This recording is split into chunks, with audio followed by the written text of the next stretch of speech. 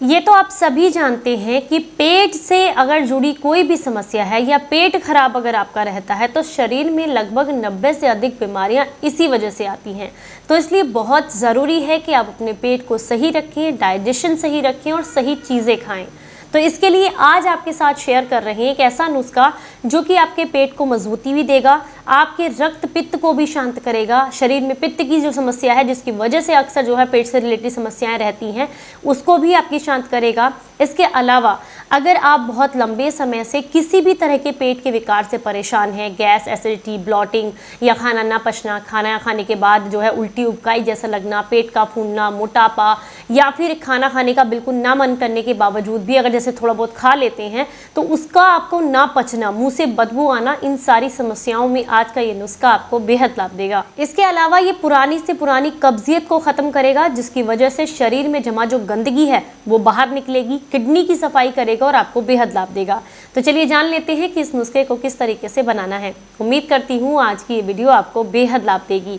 जानकारी अच्छी लगे तो लाइक करें और इसे सभी के साथ में शेयर करें। नमस्कार, आप सभी का बहुत बहुत स्वागत है। मैं आपकी होस्ट एंड दोस्त मधु, एक सर्टिफाइड डाइटिशियन और एक नेचुरोपैथ। आज आपके साथ शेयर कर रही हूँ एक ऐसा नुस्खा जिसे आप बहुत आसानी से अपने घर पर ही बनाकर तैयार कर सकते हैं। पर बात यह है कि अगर आपको कोई भी गंभीर समस्या है तो पहले अपने डॉक्टर की सलाह लें, किसी निजी चिकित्सक को दिखा लें, उसके बाद ही आप इसका इस्तेमाल करें।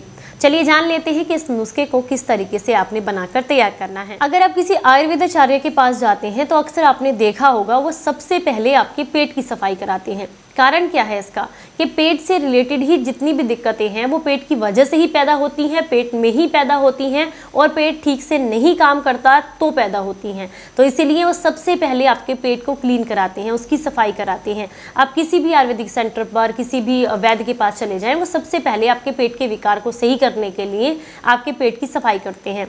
तो आज जो ये नुस्खा हम आपके साथ शेयर कर रहे हैं ये आपके पेट की सफाई करने का ही काम करेगा, आपके शरीर में जमा विषाक्तता को निकालेगा और आपको बेहद लाभ देगा। तो जो सबसे पहले चीज़ आप इस्तेमाल करेंगे वो है मजीठ। ये आपको बहुत आसानी से किसी भी आयुर्वेदिक स्टोर या ऑनलाइन स्टोर पर मिल जाएगी।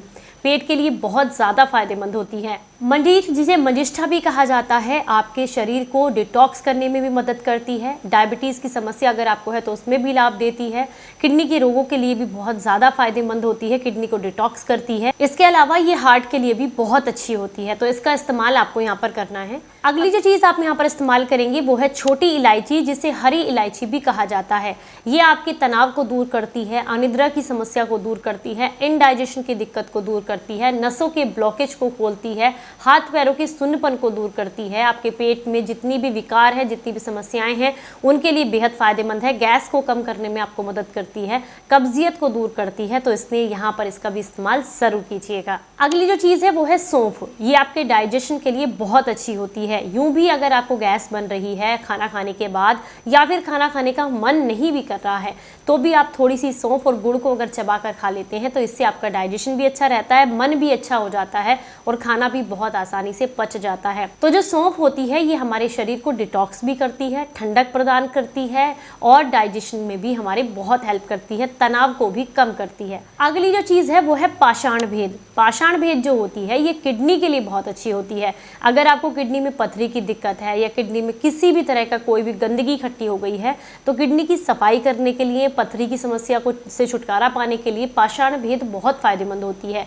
ये भी आपको किसी भी आयुर्वेदिक स्टोर पर आराम से मिल जाएगी। अगली जो चीज़ है वो है कलमी शोरा। कलमी शोरा जो होता है बेसिकली आपके लीवर के लिए बहुत फायदेमंद होता है, लीवर को मजबूती देने का काम करता है। अगर आपको जो है हीमोग्लोबिन की कमी है, शरीर में खून की किसी भी तरह की कमी है, पीलिया की समस्या है, तो ऐसे में कलमी शोरा का इस्तेमाल करना आपके लिए बेहद फायदेमंद रहता है। अगली जो चीज़ है वो है गोखरू। गोखरू भी अगेन किडनी और लीवर के लिए बहुत अच्छा होता है, इनको डिटॉक्स भी करता है, आंतों की भी सफाई करता है, खून को साफ करता है और अगर आपको किडनी में पथरी की दिक्कत है तो उसके लिए भी बेहद फायदेमंद है। जैसा कि मैंने आपको स्टार्टिंग में कहा ये आपके पूरे पेट के जितने भी ऑर्गन्स है सब पर काम करेगा, सबको क्लीन करने का काम करेगा, तो इसलिए गोखरू भी बहुत फायदेमंद होता है। अगली जो चीज़ है वो है रेवंत चीनी। ये भी बहुत आसानी से किसी भी आयुर्वेदिक स्टोर पर आपको मिल जाएगी, आपके किडनी और लीवर के लिए बेहद फायदेमंद होती है। इसके अलावा आप इस्तेमाल करेंगे छोटी हरड़ का, जिसको आप मतलब इस्तेमाल करने से पहले थोड़ा सा गाय का घी लेकर के उसमें भून लीजिएगा। ये आपको बहुत फ़ायदा करती है। इंडाइजेशन की अगर आपको समस्या है, भूख नहीं लगती है, खाना नहीं पचता है, इन सारी समस्या समस्याओं के लिए आपको बेहद लाभ देती है और शरीर में खून बनाने में भी मदद करती है। आपने बड़ी हरण लेनी है, छोटी तो लेनी है, साथ में बड़ी हरण लेनी है और इसकी जो है गुठली जो होती है उसको निकाल करके आपने इसको इस्तेमाल करना है। ये आपको बेहद लाभ देगी। इंडाइजेशन की दिक्कत हो या फिर शरीर में कमजोरी हो, थकान हो, खाना न पचता हो, खून की खराबी की दिक्कत हो, तो इन सब में आपको बेहद लाभ देती है। बहेड़ा आपने इस्तेमाल करना है, इसका भी बीज नहीं लेना है, और आंवला भी लेना है, इसका भी बीज इस्तेमाल नहीं करना है। दोनों के पल्प का आपने यहाँ पर इस्तेमाल करना है। सूखी चीज़ें ये जो जितनी भी हैं मैंने आपको बताई हैं, इन सब के जो पाउडर भी मिलते हैं, आप सूखी औषधि भी किसी भी आयुर्वेदिक स्टोर से आप ले सकते हैं। अगली जो चीज़ है वो है गुलाब के फूल। इनकी जो पंखड़ियाँ होती हैं यानी कि गुलाब की, वो लेनी है सूखी। ये भी आपको किसी भी आयुर्वेदिक स्टोर पर मिल जाएंगी। खून की सफाई करती हैं और डाइजेशन के लिए, शरीर को ठंडक देने के लिए बहुत फ़ायदेमंद होती हैं। अब आपने इस्तेमाल जो करनी है अगली चीज़ वो है सनाए। ये भी बहुत आसानी से आपको किसी भी आयुर्वेदिक स्टोर पर मिल जाएगी। शरीर के लिए बहुत अच्छी है और डाइजेशन के लिए भी बहुत फ़ायदेमंद होती है। तो अगर इनकी मात्रा की बात करें तो मंजीठ आपने जो है वो आधा चम्मच या तो पाउडर लेना है, ये 1 मंजीठ लेनी है। साथ में आप छोटी इलायची लेंगे 1 यहाँ पर अपने इस्तेमाल करनी है। सौंफ लेंगे आप 1 चम्मच भर के यहाँ पर। पाषाण भेद अगर आप साबुत लेते हैं तो 1 लेंगे, पाउडर लेते हैं तो आधा चम्मच लेंगे। कलमी शोरा आप जो है 2 हिस्से लेंगे या तो इसके, या फिर आप पाउडर लेते हैं तो आधा चम्मच लेंगे। गोखरू लेना है 1 चम्मच। रेवंद चीनी लेनी है आधा चम्मच। घी लगाकर जो भुनी हुई हरड़ आपको बताई है वो 2 चम्मच आप यहाँ पर लेंगे, और पाउडर बनाकर ले रहे हैं तो। और अगर साबुत लेते हैं तो 2 हरड़ यहाँ पर लेनी है। बड़ी हरड़ जो है वो यहाँ पर 1 लेंगे। बहेड़ा आपने 2 लेने हैं, और साथ में जो आंवला लेना है वो आपने 2 लेने हैं। गुलाब के जो फूल लेने हैं आपने 2 फूल की पत्तियां लेनी है। इसके अलावा सनाए जो लेंगे आप वो यहाँ पर आधा चम्मच लेंगे। इन सारी चीज़ों को अगर आप साबुत ले रहे हैं तो कूट छेद करके, कपड़छन करके पाउडर बना लें, और अगर इनका पाउडर लिया है तो इन्हें सबको एक साथ आप मिक्स कर लें। इसका इस्तेमाल लगातार 3 दिन तक आपने करना है। 2-2 ग्राम की मात्रा में आपने इसको लेना है, और अगर औषधि बच जाती है तो आप उसका इस्तेमाल बिल्कुल ना करें। मात्र 2 ग्राम आपने पहले दिन लेना है। दिन में 2 बार भी ले सकते हैं। 2 ग्राम सुबह में, 2 ग्राम शाम में, गुनगुने पानी या ताज़े पानी के साथ आपने इसको लेना है। और या फिर अगर आप चाहें तो जैसे शुरुआत में ही हो सकता है, पहली खुराक जब आप लेते हैं तो हो सकता है आपको दस्त आए हल्के फुल्के, तो कोई दिक्कत नहीं है पहली बार में, दूसरी बार में। लेकिन अगर आपको लगता है बहुत ज़्यादा आ रहे हैं तो आप इसे तुरंत बंद कर दें, क्योंकि ये बेसिकली पेट की सफाई के लिए है। तो दस्त तो आपको आएंगे, क्योंकि पेट के अंदर से जब गंदगी साफ नहीं होगी तब तक पेट क्लीन नहीं होगा, आपको खाना वाना अच्छे से नहीं पचेगा।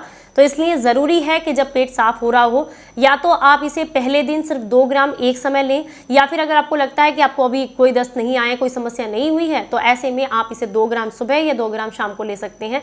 लगातार 2 या 3 दिन तक लीजिएगा। इससे आपके पेट की बहुत अच्छे से सफाई हो जाती है और आपकी पेट से जुड़ी हुई जो समस्याएं हैं वो दूर हो जाती हैं और आपको काफ़ी लाभ मिलते हैं। उम्मीद करती हूँ आज की ये जानकारी, नुस्खा आपको पसंद आया होगा। पर वहीं आपको बता दूं कि अगर आपको कोई गंभीर समस्या है या आप उसके लिए कोई दवाइयाँ ले रही हैं तो पहले अपने डॉक्टर की सलाह लें और उसके बाद इसका इस्तेमाल करें। चलिए फिर मिलेंगे किसी नई जानकारी के साथ। तब तक अपना ख्याल रखें, अपनों का ख्याल रखें और हंसते मुस्कुराते रहें। Stay healthy, stay happy. Bye bye, नमस्कार।